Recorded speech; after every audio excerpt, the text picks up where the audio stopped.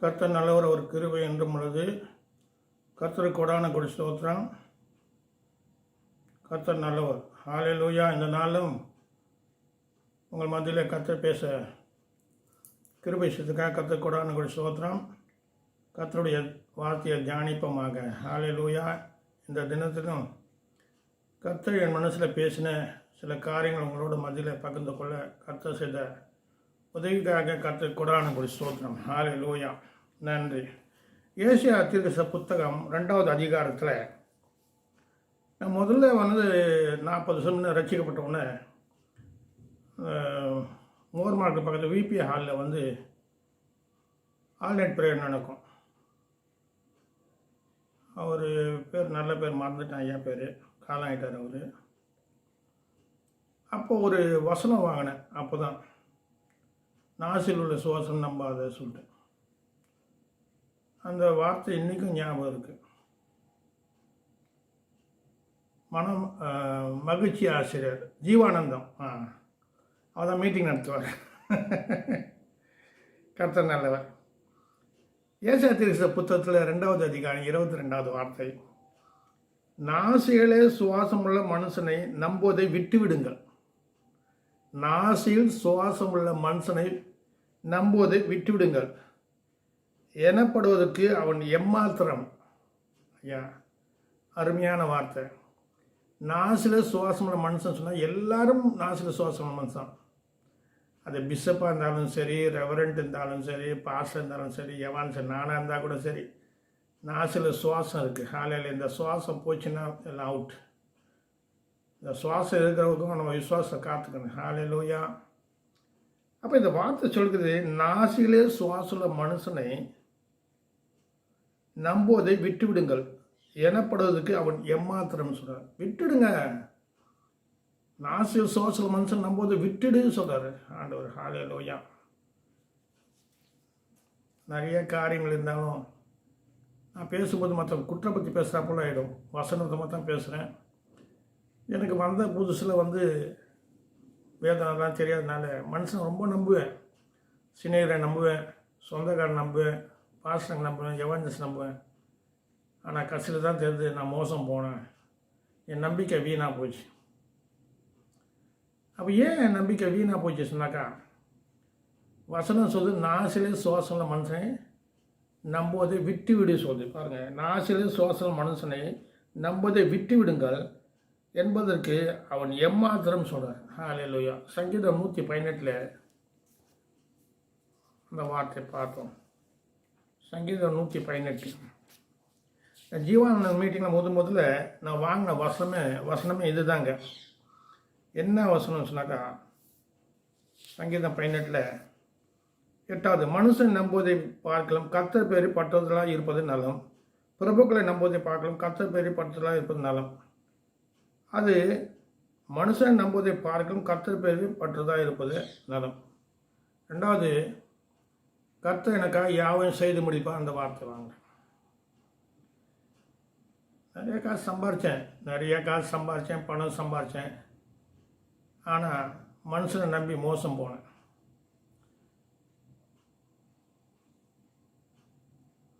யாராக இருந்தாலும் மனுஷன்தான், தேவன் தான். நாசில் சுவாசம் இருக்கிற மனுஷன்.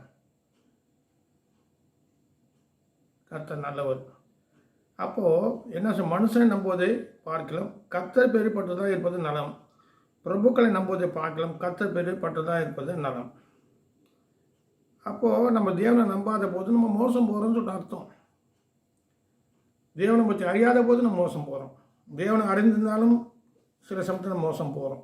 கர்த்தர் நல்ல ஒரு வேதத்தை நல்லா வாசிக்கும் போது பரிசுத்தாவே நமக்கு உணர்த்துவ சில காரியங்கள். ஹல்லேலூயா. கர்த்தர் நல்லவர். பிரசங்கி சொல்லப்பட்டிருக்கு.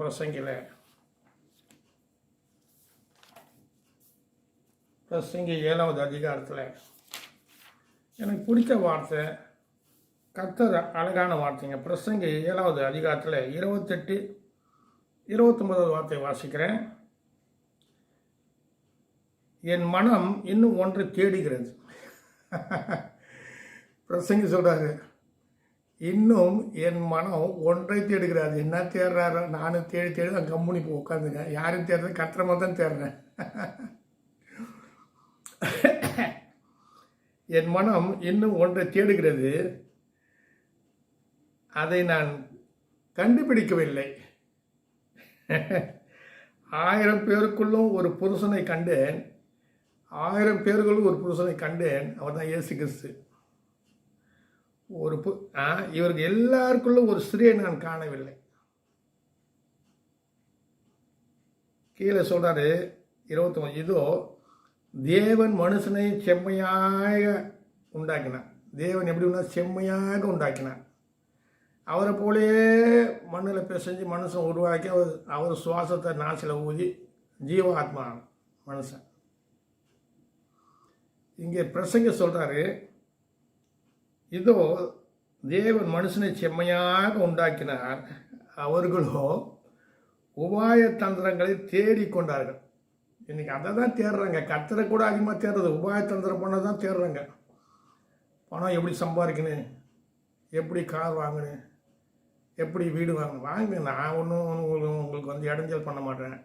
தேவன் எது முக்கியமோ அது முதலாவது தேவனை ராஜ்யம் தேடுங்கன்னு சொல்லிட்டு பின்னாடி எதை தேடுறாங்க? உலகத்தை தான் தேடுறாங்க. வசனம் சொல்கிறாங்களே கட்டி வசனத்தை பின்னாடி வச்சுடுவாங்க, உலகத்தை முன் வைப்பாங்க. நான் இப்போ ஒரு சமீபமாக ஒரு 3 வருஷம்னு ஒரு சகோதரர் தெரியும், 10 வருஷமாக தெரியும், 3 வருஷம் முன்னே ரொம்ப கஷ்டப்பட்டு வந்தார். போன வாரம் போய் பார்த்தா காரு சைக்கிள் மட்டும் எல்லாம் வாங்கி சுகமாக இருக்காரு. அது எப்படி வேணால் நம்ம கேட்க முடியாது. உபாயதந்திரம் பண்ணுவாங்க, நம்மகிட்ட சொல்ல மாட்டாங்க. எந்த ஊழியக்காராவது இவ்வளோ பணம் எங்கிட்ட இருப்பு இருக்குது சொல்லுவாங்களா? உண்மை பேசுவாங்களா? இவ்வளோ செலவாச்சு, இது கர்த்தருடைய காசு சொல்லுவாங்களா? சொல்ல மாட்டாங்க. கர்த்தர் நல்லவர். பாருங்கள், இதோ தேவன் மனுஷனை செம்மையாக உண்டாக்கினார், அவர்கள் அநேக உபாயத்தனங்கள் தேடிக்கொண்டார்கள், இதை மாத்திரம் கண்டேன். ஹல்லேலூயா. இதை மாத்திரம் கண்டேன்னு சொல்றாரு. ஹல்லேலூயா. சங்கீதம் உபாயத்தந்திரங்கள் மதிமுக்கா மந்திரம் கால். மந்திரம் ஒன்றும் கிடையாது, மதியை வச்சு தான் மந்திரம் பண்ணுறாங்க. ஹல்லேலூயா. உபாயதந்திரம் பண்ணுறாங்க. மதிமுக்கா மந்திரம் கால். சரி, கர்த்தர் நல்லவர். சங்கீதம் 39வது சங்கீதத்தில் ஒரு வார்த்தை பார்ப்போம். சங்கீதம் 39 39 ஒரு வார்த்தை, 6வது வார்த்தை 7வது வார்த்தை வசனம் படிக்கிறேன், கேளுங்க. வேஷமாகவே மனுஷன் திரிகிறான், விருதாவாகவே சஞ்சலப்படுகிறான், ஆசையை சேர்க்கிறான், யார் அதை வாரிக்கொள்வான் என்று அறியான். ஹல்லேலூயா. அப்போது நானா சொல்கிறேன் வேஷமாக திரிகிறான்னு சொல்லுவான். ஆண்டவருடைய வார்த்தை சொல்லுது, வேஷமாகவே மனுஷன் திரிகிறான். ஒரு வேஷம், ஒரு போதகர் வேஷம், ஒரு ரெவரண்ட் வேஷம், ஒரு பிஷப் வேஷம், ஒரு ஊழியக்கார வேஷம், அநேக வேஷங்கள் இருக்குது. நானும் வேஷம் போட்டு பார்த்தேன், இப்போ இந்த வேஷம் போட்டு உட்காந்துருக்கேன். ஹல்லேலூயா. கர்த்தருடைய ராஜ்யத்தில் ஒவ்வொருத்தரும் ஒரு வேஷம் போட வேண்டியது இருக்கட்டும். கர்த்தர் நல்லவர். வேஷமாக மனுஷன் திரிகிறான், விருதாகவே சஞ்சலப்படுகிறான், ஆசையை சேர்க்கிறான், யார் அதை வாரிக்கொள்வார்கள் என்று அறியான். அதனால மனுஷன் வேஷமாக திரிகிறான். ஐயா, உள்ளது என்றும் இல்லாதது இல்லாது என்று சொன்னாங்க என்னை வெறுப்பீங்க. சிலது உள்ளது ரகசியம் சொல்ல முடியாது. உள்ளது என்றும் இல்லாது உள்ளதுன்னு சொல்ல முடியுமா? என்கிட்ட இவ்வளோ பணம் இருக்குது, இவ்வளோ ஒளிச்சு வச்சுருக்கேன், இவ்வளோ சேர்த்துருக்கேன், இவ்வளோ காணிக்க வந்தது, உள்ளதும் உண்மையும் சொல்ல முடியாது. சில இடத்துல உள்ளதும் மறைப்பாங்க, உண்மையும் மறைப்பாங்க. மனுஷன் அதான் வேஷம். ஹல்லேலூயா, ஜீசஸ். நீதிமொழிகள் இருக்குது, பணத்தை பற்றி 23வது அதிகாரத்தில், அது பச்சை போல் பறந்து போகுமா. அது அந்த பணத்துக்கு பேர் தான் இல்லை சொல்லிட்டு பேர். அது பணத்துக்கு என்ன பேர்? ரகசியமாக சொல்லப்பட்ட பேர் தான் இல்லை. நீங்கள் யார்கிட்ட பணம் இல்லைங்க, நம்மக்கிட்ட பணம் இல்லைங்க, நம்மகிட்ட காசு இல்லைங்க, ஒரே வார்த்தை முடிஞ்சு போச்சு. ஆண்டவர் சில காரியம் எனக்கு தெரியாது சொன்னார், அதுவும் பெரிய ரகசியம். தெரியாது சொன்னால் ஒரே வார்த்தையில் முடிஞ்சு போச்சு. கர்த்தர் நல்லவர். ஹல்லேலூயா. அதில் 11ஆம் வார்த்தை, அக்கிரமத்தின் நிமித்த நீர் மனுஷனை கடிந்து கொண்டு தண்டிக்கிற போது அவன் வடிவை பொட்டரியை போல் அழிய பண்ணுகிற. நிச்சயமாகவே எந்த மனுஷன் மாய. நிச்சயமாக, அது நிச்சயத்தோடு சீல் குத்துறாரு. நிச்சயமாக எந்த மனுஷன் மாய. ஹல்லேலூயா. கர்த்தர் நல்லவர். ஏன்னாக்கா எல்லார்கிட்டையும் பழகும், எல்லா மனுஷன் தான் எல்லார்கிட்டையும் பழகும். அவங்கவுங்க ஒன்று அடையாளத்தை வச்சுருக்காங்க. அடையாளம் சாப்பை குத்தி வச்சுருக்காங்க. டாக்டர், ரெவரண்ட் அடையாளம். சரி, கர்த்தர் நல்லவர். கர்த்தர் நாம மையப்படுவதாக. யார் எது சின்ன எனக்கு என்ன பவுல தான் சொல்ல ஒன்றும் பிலிப்பியர் அதிகாரத்தில் நல்லோர் மூலமாக தீயோர் மூலமாக சுவிசேஷம் பரப்புதுங்க. நான் சந்தோஷம் அடைகிறேன். சந்தோஷம்பா, கர்த்தருடைய சுவிசேஷம் சொல்ல கடைசியில் பார்த்துக்குற ஆண்டவர். நான் நிறையன்னு சொல்லிவிடுவார். ஒரே வார்த்தை முடிச்சுடுவார் அவர். சரி, கர்த்தர் நல்லவர். ஹல்லேலூயா. இங்கே மீகா பாருங்க, மீகா 6வது அதிகாரத்தில் 10:69.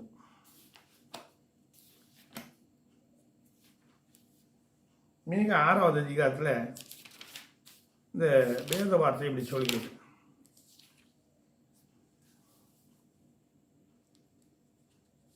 மீகா 6வது அதிகாரம் 6:79, 10:79 சொல்லுது பாருங்க. மீகா 6வது அதிகாரத்தில் 8வது, மனுஷனே நன்மை இன்னதென்று அவர் உனக்கு அறிவித்திருக்கிறார். நியாயம் செய்து மனுஷனே நன்மை இன்னதென்று அவர் உனக்கு அறிவித்திருக்கிறார். நியாயம் செய்து இரக்கத்தை சிநேகித்து உன் தேவனுக்கு முன்பாக மனத்தாழ்மையாக நடப்பதே அல்லாமல் வேறு எண்ணத்தை கர்த்தர் உனக்கு கேட்கிறார். எத்தனை காரியம். நியாயம், ஏசாது நியாயம் எடுபடாமல் போச்சு. ஏசாமிக்கு நியாயம் எடுபடாமல் போச்சு. அடுத்தது, தேவனுக்கு மனத்தாய்மை நடப்பது ரொம்ப கஷ்டம். மனத்தாய்மை நடக்குது. வேறு என்னத்தை கேட்கிறார் சொல்கிறார். அப்போ மனுஷனே அவர் உனக்கு அறிவித்து இருக்கிறார். எது செய்யணும், எது செய்யக்கூடாது, எது மறைக்கணும், எது மறைக்கக்கூடாது சொல்லிட்டு சில ரகசியங்கள் சொல்லி கொடுக்குறார் கர்த்தர். நல்லது. ஹல்லேலூயா. சங்கீதம் 94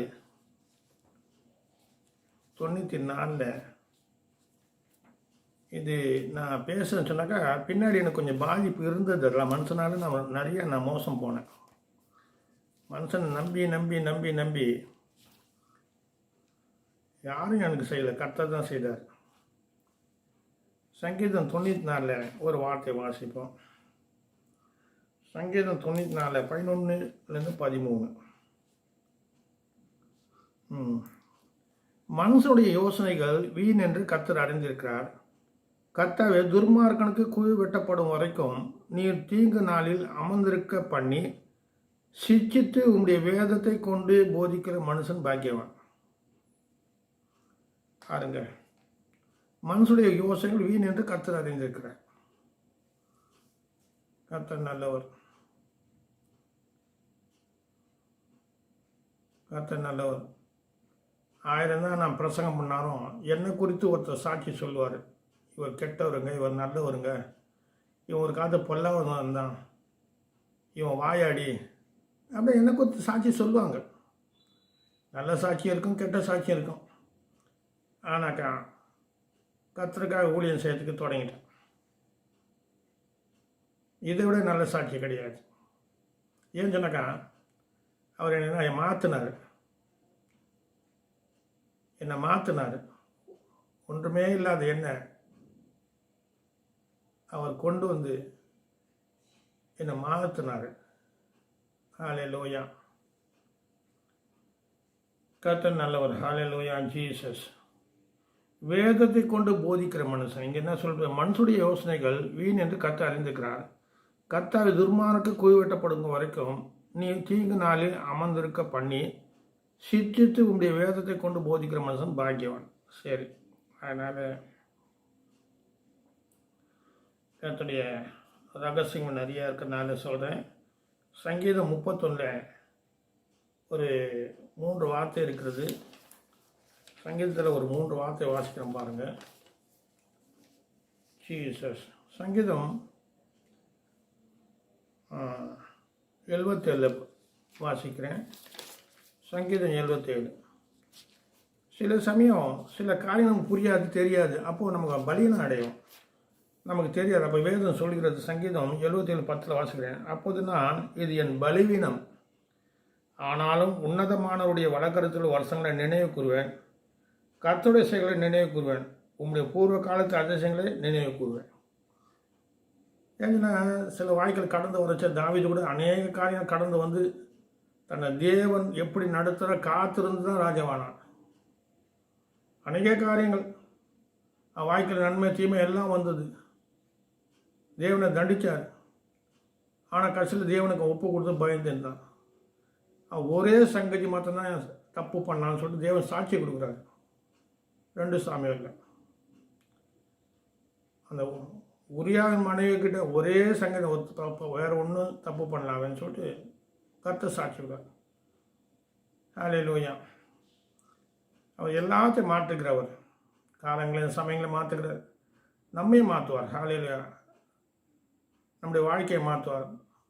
நம்ம ஆசீர்வாதங்களை மாற்றுவார். நன்மைகளை மாற்றி தருவார். ஹல்லேலூயா. நான் பொதுவாக என்ன சொல்லுவேன், மனுஷன் ஆசீர்வாத மனுஷன் நம்பக்கூடாது என்னுடைய தீர்மானம். ஏன்னா பாருங்கள், ஆசீர்வாத மனுஷன் நமக்கு நன்மை செய்ய முடியாது. அதுக்கு ஒரு வார்த்தை இருக்குது, நான் வாசிக்கிறேன் பாருங்கள். எரேமியா 10வது அதிகாரத்தில் எரேமியா ஒரு வார்த்தை சொல்கிறாரு. 10வது அதிகாரத்தில் 23. கர்த்தாவே, மனுஷுடைய வழி அவனால் ஆகிறதல்லவென்றும் தன் நடைகளை நடத்துகிறனால ஆகிறதல்லவென்றும் அறிவேன். எரேமியா சொல்கிறாரு, எந்த மனுஷாலும் நம்முடைய காரியத்தை அவங்க நடத்த முடியாது. அவங்க காரியத்தை நம்ம தேவன் எல்லாத்துக்கும் ஏற்கனவே அந்த தீர்மானம் பண்ணி வச்சுருக்காரு. ஒரு நோக்கம் வச்சுருக்காரு. அந்த நோக்கம் நிறைவேற வரைக்கும் மனுஷனை பூமியில் வைப்பார். அந்த நோக்கம் முடிஞ்சிச்சுன்னா அவர் எடுத்துக்கிறார். ஹல்லேலூயா. இங்கே சொல்கிறாரு, கர்த்தாவே, மனுஷனுடைய வழி அவனால் ஆகிறதெல்லவென்றும் ஆகாது. நம்ம மனுஷனுடைய வழி ஆகாது. 2வது, தன் நடைகளை நடத்துறதுனால ஆகிறதெல்லவென்றும் அறிவேன். ஹல்லேலூயா. இதெல்லாம் நான் எதுக்கு சொல்கிறேன்னு சொன்னாக்கா, அந்த 14 சொல்ற மனுஷன் அனைவரும் அறிவில்லாமல் மிருகம் குணமானார்கள். மனுஷர் என்ன பண்ணுறாங்க? அனைவரும் அறிவில்லாமல் மிருக குணமானார்கள். எரேமியா சொல்கிறார். சரி, கர்த்தர் நல்லவர். இதில் என்ன சொன்னாக்கா, சங்கீதம் 70 சொன்ன இது என் பலவீனம். சில சமயம் சில காரியம் நினைக்கும் போது ஏன் இப்படி எல்லாம் நினைக்கிறது? நம்ம பலவீனத்தில் அப்படி நினைக்கிறோம். சரி, கர்த்தர் நல்லவர். அடுத்தது 116 சங்கீதத்தில் இப்படி சொல்லப்பட்ட மனுஷனை குறித்து 116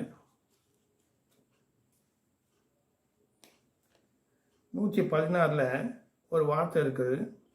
நான் வாசிப்பேன். 11வது வார்த்தை 116:11.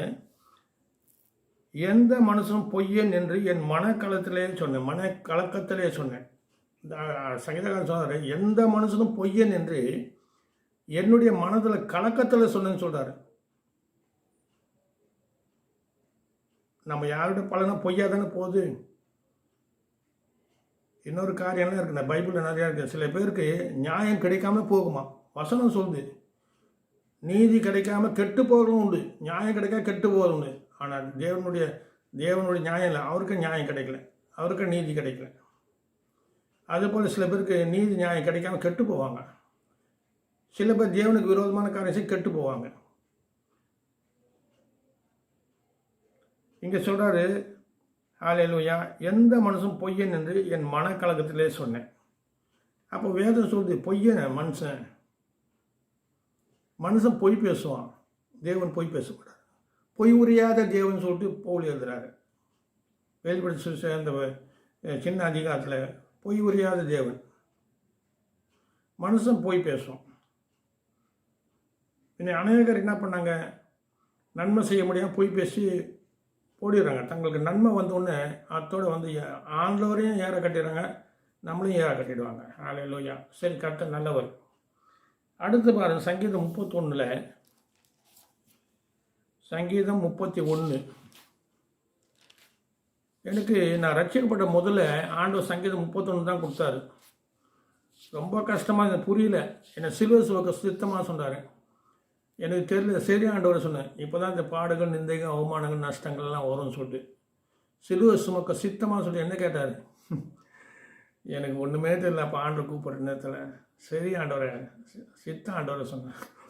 இப்போ 40 வருஷம் போட்டு கையில் வீடும் வாங்கலை, சில காரியங்கள் வந்து நடத்த முடியல, சிலுவை சுமந்தின எல்லாம் பாட நின்று அவமானம், நன்மை செய்து பாடணும்னு சொன்னார். நன்மை செய்து பாடணும், தீங்கு அனுப்பிக்கிறேன். இருக்கட்டும், கர்த்தருக்காக நான் எல்லாவற்றையும் திரும்ப பெற்றுக்கொள்வேன். ஹல்லேலூயா, ஜீசஸ்.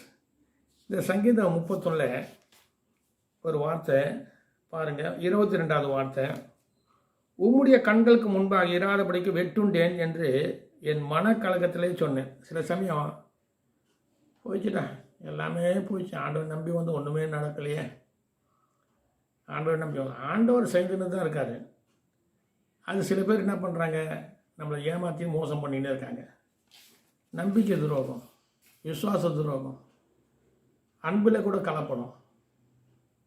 சரி, இங்கே என்ன சார், என் மனக்கலத்திலே சொன்னேன். அங்கே பலவீனம் என்று சொன்னார். சில காரியம் பலவீனம்பா, ஆண்டவரை பற்றி நம்ம பலவீனமாக நினைக்கிறோம். மனக்கலகத்தில் ஆண்டவர்கிட்ட பேசுகிறோம். அந்த சங்கீதம் 110 மனக்கலகத்தில் பேசின ஆண்டவர் சொல்கிறார்.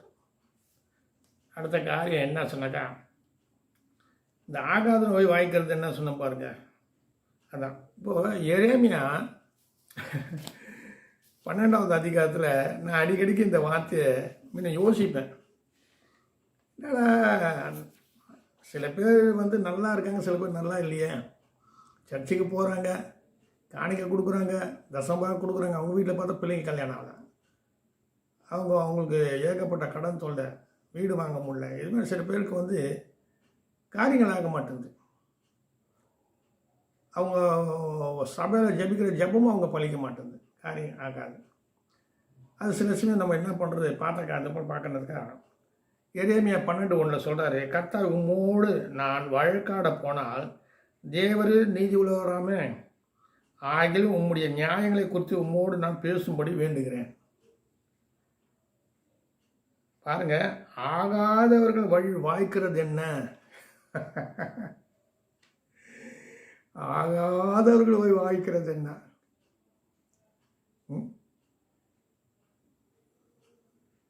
நீங்கள் பாருங்க, அரசியல்வாதிகள்லாம் அவங்க பின்னாடி சுற்றுறவங்க நல்லா இருப்பாங்க. அவங்க 1000, 10,000, 20,000 கொடுத்து ஒன்றும் இல்லை சொன்னால் ஒரு காரில் போகிறாங்க, நல்லா ட்ரெஸ் போட்டுங்க. ஆண்டவருக்காக அவங்க ஒன்றும் செய்யலை.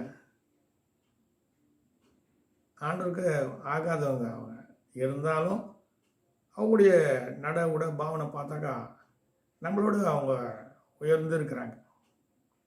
உலகத்தில் இருக்க நம்மளோட உயர்ந்திருக்காங்க, புறஜாதியாக நம்மளோட உயர்ந்திருக்காங்க, தேவனை அறியாதவங்க உயர்ந்திருக்காங்க. இங்கே பாருங்கள், கர்த்தர் உம்மோடு நான் வழக்காட போனால் தேவரே நீதி உள்ளவராமே ஆகிலும் உம்முடைய நியாயங்களை குறித்து உம்மோடு நான் பேசும்படி வேண்டுகிறேன். ஆகாதவர்கள் வழி வாய்க்கிறது என்ன, துரோகம் செய்து வருகிற அனைவரும் சுகித்திருக்கிறது என்ன. அதான் முக்கியம். துரோகம் செய்கிறவங்க சுகித்திருக்காங்க. துரோகம் செய்கிறவங்க ஐயா வாங்கிறத பார்த்து கொடுக்கறது உத்தமம் போல் சொன்னார். சபையில் வாங்குறீங்க, ஒரு ஏழை நாணயம் கொடுக்குறாங்க, தசமங்கள்லாம் கொடுத்தாங்க, திடீர்னு அவங்களுக்கு ஒரு கஷ்டம் வச்சுன்னா பாஸ்டர் தான் திரும்பி போய் கொடுத்து அவங்கள வந்து தாங்கணும். எங்கே தாங்குறாங்க சொல்லுங்கள். இப்போ பாஸ்டர் பெரிய சர்ச்சு கட்டினார், அவர் சர்ச்சில் ஒரு கால் கூட படல. நான் அந்த யூடியூப்பில் பார்க்குறேன், இந்த சர்ச்சை ஓப்பன் பண்ணுறேன், அவர் காலம் இந்த சர்ச்சில் படல. என்ன பிரயோஜனம்? இது நான் சில காரியம் சொன்னாக்கா இவன் பொறாமையால் பேசுகிறான், பைத்தியக்காரன்னு சொல்லுவாங்க. சரி இருக்கட்டும், அதுவும் கொடுப்பன வேணும் இல்லையா? கர்த்தர் சிலது பாருங்கள், நம்மளை சரியாக நமக்கு வழிநடத்துவார். கர்த்தர் சில சமயம் எசேக்கியேல் ராஜாவை சோதிக்கிறதுக்காக கைவிட்டாரான். எசேக்கியேல் ராஜா அவனுக்குள்ள விசுவாசம் முன்னும் பின்னும் கிடையாது சொல்லிட்டு வசனம் சொல்லுது, தேவ வசனம். ஆனால் எசேக்கியேலை சோதிக்கிறதுக்காக கர்த்தர் கைவிட்டாரான். எப்படி இருக்கு பாருங்க. சரி, துரோகம் செய்வர்கள் அனைவரும் சுகித்திருக்கிறதுன்னா, நீர் அவருடைய நாட்டினீர் வேர்பற்றி தேறி போனார்கள், கனியும் கொடுக்கிறார்கள். நீர் அவர்களை வாழ்க்கு சமீபம், அவர்கள் உள்ளிருந்தவர்களுக்கோ தூரமாக இருக்கிறேன். சில பேருக்கு ஆண்டவர் வாய்ப்புல சமீபம், நல்லா வசனம் பேசுவாங்க, நல்லா பாடல், அப்பா என்ன ஒர்ஷிப்பு, என்னால் கூட முடியாது, நான் கூட பார்த்து பெஜாரிடுவேன். அப்படி ஒர்ஷிப் பண்ணுற நேரத்தில் அப்படியே சபை குழுங்குறா போல இருக்கும், அப்படியே ஆவியான இறங்குறா போலே இருக்கும். ஆனால்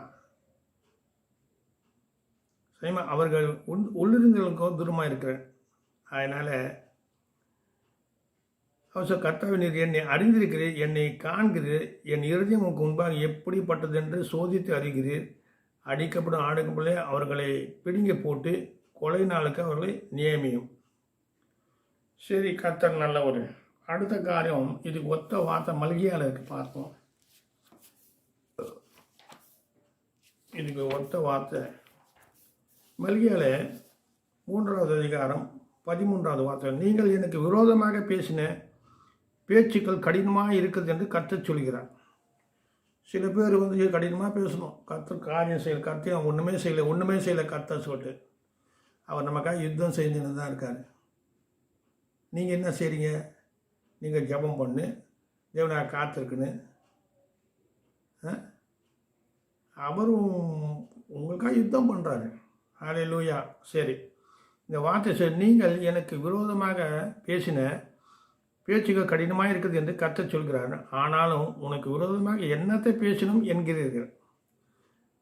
பாருங்கள், தேவனை சேவிப்பது விருதா. ஆனால் சொன்ன வசனம் சொல்லுங்க, தேவனை சேவிப்பது விருதா, அவருடைய கட்டளை கை கொள்கிறதுனாலும் சேனைகளின் கர்த்தருக்கு முன்பாக துக்கித்து நடக்கணும். என்ன பிரயோஜனம்?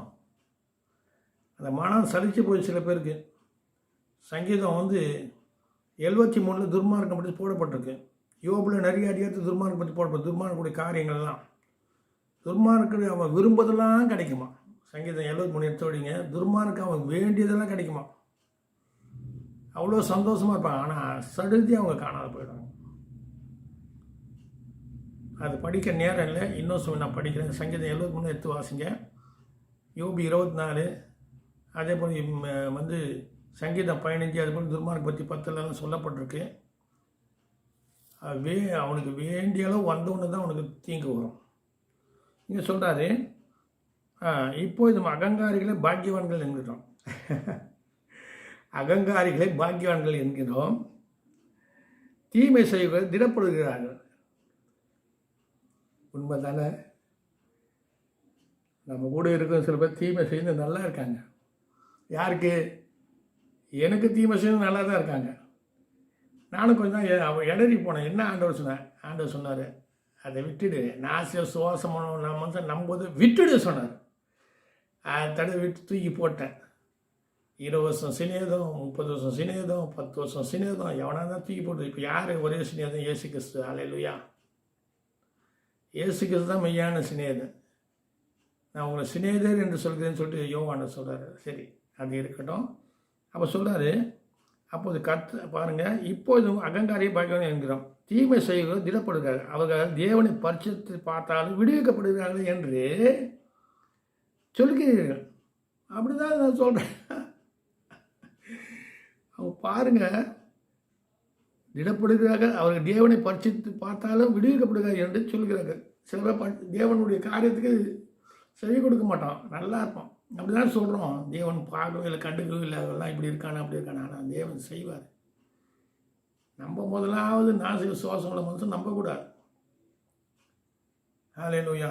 ஆபிரகாம் தேவனை நம்பினான், நம்புவதற்கு ஏது இல்லாதிருந்து நம்பினான். ஓசியா தீர்க்கதரிசி 12:6 சொல்லுது, இடையிடாமல் தேவனை நம்பு. சங்கீதம் சொல்கிறது, நான் நம்புவது அவராலே வரும். வார்த்தைகள் இப்படி நல்லா இருக்கு, அவரை நம்புன்னு. அடுத்த வார்த்தை கடந்து போகும். எரேமியா 17வது அதிகாரத்தில் ஒரு வார்த்தை இருக்குது, வாசிப்போம். எரேமியா 17:5 வாசிக்கிறேன். அருமையான வார்த்தைங்க. ஏன்னா தேவனை குறித்து தேவனுடைய அறிவு நமக்கு இல்லாதனால நம்ம மோசம் போகிறோம், ஏமாறுறோம். சரி, இந்த எரேமியாவில் 5வது, மனுஷன் மேல் நம்பிக்கை வைத்து மாமிசமானது தன் புயபலமாக்கி கொண்டு கர்த்தரை விட்டு விலகுகிற இருதயமுள்ள மனுஷன் சபிக்கப்பட்டவன் என்று கர்த்தர் சொல்கிறார். அப்போ மனுஷன் நம்புகிறவன் யார்? சபிக்கப்பட்டான். நமக்கு சாபம் வருது. தேவனை நம்பும் போது ஆசீர்வாதம் வருது, மனுஷன் நம்பும்போது சாபம் வருது. ஹல்லேலூயா. இன்னொரு காரியம், சாபத்தை குறித்து நிறைய காரியங்கள் இருக்குது. ஆசீர்வாதம் சாபம் பற்றி நிறைய இருக்குது. அது இல்லை, ஏன் நமக்கு சாபம் வருது? நான் சொல்ல மனுஷன் நம்புறதுனால மோசம் போகிறோம். விசுவாச துரோகம், நம்பிக்கை துரோகம், அன்பில் துரோகம். சரி, அது போட்டோம். இங்கே மனுஷமே நம்பிக்கை வைத்து மாமிசமானதை தன் புயமூலமாக்கி கர்த்தரை விட்டு விளைகிற இருதயமுடைய மனுஷன் சபிக்கப்படும் என்று கர்த்தர் சொல்கிறார். அடுத்தது, அவன் அந்தரவெளியில் கரளையான செடியை போல் இருந்து நன்மை வருவதை காணாமல் வனாந்தரத்திலே வறட்சியான இடங்களிலும் குடியில்லாத ஊர் நிலத்தும் தங்குவான். பாருங்க, கரளை போல செடி. இந்த ரோட்டில் போய் ஓரமாக போனால் பாருங்கள், எல்லாம் காஞ்சி போயிருக்கும் இந்த செடி புல்லெல்லாம். அதுபோல் நம்பிக்கை, தேவனை நம்பாதவன் வாழ்க்கை அப்படி இருக்குன்னு சொல்லப்பட்டிருக்கு. 2வது பாருங்கள் எப்படி இருக்கணுமா, நன்மை வருவதை காணாமல் வனாந்தரத்தில் வறட்சியாக இடங்களில் குடியில்லாத ஓர் நிலம் போல தங்குவான். வறட்சியே, நன்மை வர்றது பார்க்க முடியாது கர்த்தர் நம்பாத போது. சரி, கர்த்தர் நல்லவன். அடுத்து பாருங்கள் 7வது வார்த்தை, கர்த்தமே நம்பிக்கை வைத்து. 2 காரியம் இதில் இருக்குங்க, உஷாராக பார்க்கணுங்க. கர்த்தமே நம்பிக்கை வைத்து கர்த்தரை தன் நம்பிக்கையாக கொண்டிருக்க மனுஷன் பாக்கியவன். ஒன்று கர்த்தரை நம்புகிறேன்னு சொல்லக்கூடாது, கர்த்தரை நம்பிக்கையாக உள்ளே வச்சுக்கணும். ஹல்லேலூயா. நான் கர்த்தரை நம்புகிறேன்னு சொன்னாக்கா எப்படி நம்புவேன்? நீ கிரியில விசுவாசம் செத்தது இல்லை, கர்த்தர் சொன்னமான செய்யணும் இல்லை. சரி, கர்த்தர் மேல் நம்பிக்கை வைக்கிறது ஒன்று. கர்த்தரை தன் நம்பிக்கையாக கொண்டு இருக்க மனுஷன் பாக்கியவான். சில பேர் நம்புவாங்க, ஒப்பு கொடுக்க மாட்டாங்க. நாங்களும் இயேசு சாமியை நான் வணங்குறேங்க நினைக்கிறோன்னு சொல்லலாம், இயேசை ஏற்றுக்கொள்ளுங்க சொன்னால் ஏற்றுக்கொள்ள மாட்டாங்க. ஒருத்தருக்கு நான் சுவிசேஷம் ஆண்டவரை பற்றி என்னுடைய சாட்சி சொன்னேன். எனக்கு நடந்த ஒரு அற்புதங்களை பற்றி சாட்சி சொன்னேன். எனக்கு சின்ன வயசுலேருந்து ஃபிட்ஸ் வரும். ஒரு காலகட்டத்தில் நான் தேவனத்தை ஒப்பு கொடுத்தாலும் ஃபிட்ஸ் நின்று போச்சு. அதே போல் ஒருத்தரை பார்த்தேன், அவருக்கு சொன்னேன், ஐயா நான் உங்களுக்கு குரு அமைஞ்சா எல்லாம் சரியாயிடுங்க சொன்னேன். ஏசுக்கு சொன்னால் சில பேர் கோபம் வரும். நான் சொன்னேன், ஏற்றுக்கொள்ள தேவையில்லை, நீங்கள் கம்பல்சரி கிடையாது, நீங்கள் நினச்சி பாருங்கன்னு சுகம் உண்டாக்குன்னு சொன்னேன். எப்படிங்க பழைய குருவை சொன்னேன். நான் சொன்னேன், ஒரு வியாதி வந்தால் ஒரு டாக்டர்கிட்ட போகிறோம், அந்த டாக்டர் சரியில்லை சொன்னாக்கா இன்னொரு டாக்டர்கிட்ட போகிறோம். இதுதாங்க முறை. ஒரு கடவுளை வணங்குறோம், அந்த கடவுள் நமக்கு நன்மை செய்யணும், அடுத்த கடவுளை போய் நம்ம வணங்க வேண்டியது தான், ஒரு குருவை தேட வேண்டியது தான். இதுதான் ரகசியம். வேறு ஒன்றும் அடிப்படை ஒன்றும் கிடையாது. இது மனமாற்றமும் கிடையாது, மத மாற்றமும் கிடையாது. உன்னுடைய விருப்பத்துக்கு இணங்க தான் ஆண்டுகிட்ட வரேன். ஆண்டு ஒன்று கைப்பூச்சி வலிக்கல, வா சொல்லிட்டு. சரி, அப்போது பாருங்கள், அவன் சொல்லிட்டு மனுஷன் நமக்கு பாக்கியவான். அவன் தண்ணீரண்டிலே நடப்பட்டதும் கால்வாவை ஓரமாக தன் துயர்களை விடுகிறதும் உஷ்ண வருவதை காணாமல் இலை பச்சையாக இருக்கிறதும் மழை தாட்சியான வருஷத்திலும் வருத்தமிட்டு தப்பாமல் கனி கொடுக்குறமான மரத்தை போல் இருப்பான். அதனால் மனுஷன் நம்புகிறோம் சபிக்கப்பட்டவன் சொல்லப்பட்டிருக்கு. ஹல்லேலூயா. கடைசியாக ஒரு வார்த்தை சொல்லி, நிறைய காரியங்கள் இருந்தால் கூட கடைசியாக வார்த்தை சொல்லி முடிக்கிறேன். எனக்கு பிடிச்சமான ஒரு வார்த்தை இருக்குது, தாவீதை குறித்து 2 சாமுவேலில் நான் ரொம்ப விரும்புவது, தாவீது சொன்ன வார்த்தையை நான் ரொம்ப நேசிப்பேன். 2 சாமுவேல் 24வது அதிகாரத்தில் தாவீது என்ன பண்ணுறாரு இங்கே பாரு, தாவீது 24வது 2 சாமுவேல் 24:1, கர்த்தருடைய கோபம் திரும்ப இஸ்ரவேல் மேல் மூண்டது. இஸ்ரவேல் யூதா என்பவர்கள் இலக்கம் பார் என்று அவர்களுக்கு விரோதமாக சொல்கிறதுக்கு தாவீது ஏவப்பட்டான். சரி, இந்த கதை உங்களுக்கு தெரியும், அது போனால் போதும். அவன் என்ன சொல்கிறான், எல்லாம் சேர்ந்த உடனே தேவன் கோபம் வந்தோடனே தேவன் கேட்பாரு, 3 விதமான தண்டனை, உனக்கு என்ன தண்டனை வேணும்னு சொல்லிட்டு கேட்காரு. அப்போ தண்டனை சொல்கிறாரு 13வது வார்த்தையில், அப்படியே தாவீதிடத்தில் வந்து அவனை நோக்கி, உம்முடைய தேசத்தை 7 வருஷம் பஞ்சம் வர வேண்டுமா? அவன் கர்த்தரை நம்பல, அந்த இடத்துல நம்பல. அவன் யோபா சொல்கிறான், வேண்டாம் ஏன் சொல்கிறான், இருந்தாலும் அவன் ஏண்டான், அவனுக்கு சாத்தான் ஏவி விட்டான்னு சொல்லிட்டு வருஷம் இருக்கட்டுங்க. அப்போது தாவீதிடத்தில் வந்து அவனை நோக்கி, உம்முடைய தேசம் 7 வருஷம் பஞ்சம் வர வேண்டுமா? 1, அல்லது 3 மாதம் உம்முடைய சத்துருக்கள் உம்மை தொடர நீர் அவளுக்கு முன்பாக ஓடி போக வேண்டுமா? 2, அல்லது உம்முடைய தேசத்தில் 3 நாள் கொள்ளை நோய் உண்டாக வேண்டுமா? இப்போதும் என்னை அனுப்பினுக்கு நான் என்ன உத்தரவு கொடுக்க வேண்டும் என்பதை நீர் யோசித்து பாருமென்னு சொன்னான். 3 தண்டனை. அப்போ தாவீது சொல்கிறார், கீழே ரொம்ப பிடிச்ச வார்த்தை 14, அப்போது தாவீது காத்தை நோக்கி, கொடிய இடுக்கண்ணில் அகப்பட்டிருக்கிறேன். கொடிய இடுக்கண்ணில் அகப்பட்டிருக்கிறேன். நானும் அப்படி தான் அகப்பட்டிருந்தேன். 10,000 கடன், 5,000 கடன், அதுக்கெல்லாம் கேட்க மாட்டாங்க, விட்டுடுவாங்க. 100 ரூபாய் கடன், 50 ரூபாய் கடன் திருத்தி பிடிப்பாங்க. ஹல்லேலூயா. என் சொந்த அக்கா கூட ஒரு நாள் 50 ரூபாய் கொடுத்து 3 வருஷமாக கேட்டுருந்தது. வசதி இருக்குது, லட்சக்கணக்காக வச்சுருக்காங்க. ஆனால் அந்த ஈகத்தன்மை கிடையாது. ஆண்டவர் வந்து அந்த ஈகத்தன்மை, அதனால நம்ம கொடுக்குறோம். ஆண்டவர் கொடுக்குற ஆண்டவர்னாலும் கொடுக்குறோம். ஹல்லேலூயா. சரி, அவங்க தேவனுக்கு படைக்கிறாங்க, நம்ம தேவனுக்கு கொடுக்குறோம். இதுதான் வித்தியாசம். புறஜாதிக்கும் நமக்கு என்ன, அவன் தேவனுக்கு படைக்கிறாங்க, கொடுக்கறதில்ல, படைக்கிறாங்க. நாம் தேவனுக்கு கொடுக்குறோம். நம்மளே ஜீவபலியாக கொடுக்கணும். கர்த்தர் நல்லவர். அப்போது தாவீது காத்தை நோக்கி, கொடிய இடுக்கண்ணி அகப்பட்டிருக்கிறேன். இப்போதும் நாம் கர்த்தருடைய கையில் விழுவோமாக. நாம் கர்த்தருடைய கையில் விழுவோமாக. அவருடைய இரக்கம் மகா பெரியது, மனுஷர் கையில் விழாதிருப்பனாக. ஹல்லேலூயா. அநேக மனுஷனுக்கு சேர்ந்த சில பேர் என்ன சொல்கிறாங்க, சோர்ந்துடுறாங்க, நன்மை செய்து. சில ஊழியக்காரங்க என்ன ஃபோன் பண்ணி சொல்லுவாங்க. சில பேர் ஊழியக்காரங்களுக்கு 10,000 20,000 கூட சர்ச்சு கட்டும் போது எல்லாம் செய்வாங்க. அந்த ஊழியக்காரங்க அவனை போய் பார்க்க மாட்டாங்க, விசாரிக்க மாட்டாங்க. கொஞ்சம் வளர்ந்தோன்னே அவனை மறந்துடுவாங்க. அப்போ என்கிட்ட சொல்லுவாங்க, இதான் மனுஷனை அவன் நம்பி நம்ம வாழவே முடியாது.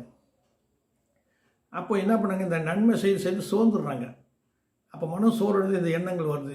ஐயோ, அவங்களாம் நல்லா இருக்காங்களே, துரோகம் பண்ணுறோம் நல்லா இருக்கான், அநியாயம் பண்ணுறோம் நல்லா இருக்கான், மோசம் பண்ணுறோம் நல்லா இருக்கான், கேடு பண்ணுறோம் நல்லா, அந்த எண்ணங்கள் வந்தது அவங்களுக்கு. அவன் சோர்ந்து போயிடான். அதுக்காக கலாத்தியில் சொல்லப்பட்டிருக்கு, நன்மை செய்வதில் சோர்ந்து போகாதிருங்கள், நன்மை செய்வதில் சோர்ந்து போகாதிருங்கள். ஹல்லேலூயா.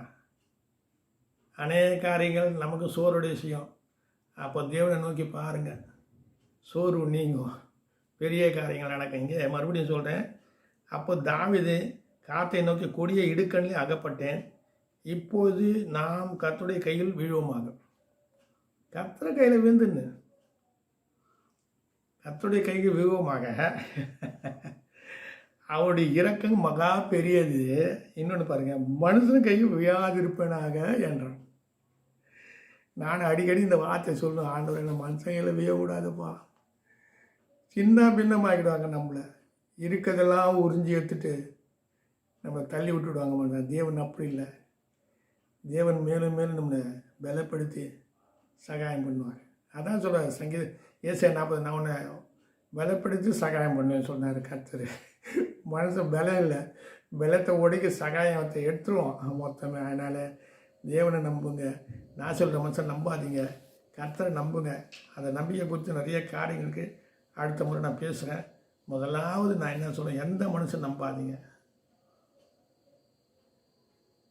மனுஷன் மாயாக இருக்கான்,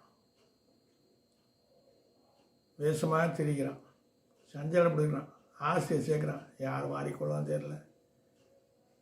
அதனால் தேவ மனுஷனாக இருங்க, வெறும் மனுஷனாக இருக்காதுங்க, தேவனுக்காக மனுஷனாக இருங்க. கர்த்தர் உங்களை ஆசீர்வதிப்பாராக. ஆமென்.